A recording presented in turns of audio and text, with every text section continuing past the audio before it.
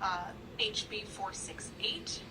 As Delegate Stein mentioned, unsafe storage of firearms leads to not only community violence and school violence, but also gun suicide.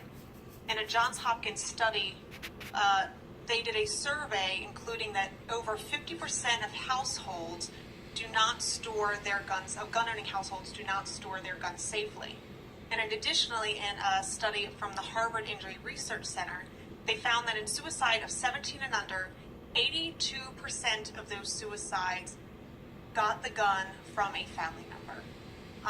I know sometimes, especially late this evening, it's difficult to connect so much to these statistics and the studies. So I just want to let you all know that growing up, my home was one of those homes where we had easy access to a firearm.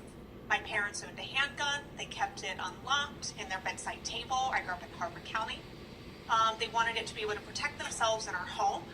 And they taught me at a very young age, and my brother, not to touch it. This is where the gun is. I was a good kid. I pretty much listened when we were young. Once in a while, my brother and I would go in and check it out when we were kids. But when I was a teenager, and like many teenagers going through depression and different crises and family issues, I contemplated suicide. And there were multiple times when I would go in and I would open up the bedside table and I would pull out that gun and I would consider being able to take my life with it.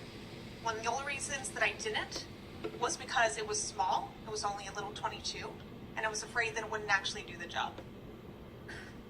My parents didn't understand that they should safely store their firearm. They didn't know what I was suffering through because I didn't talk about it.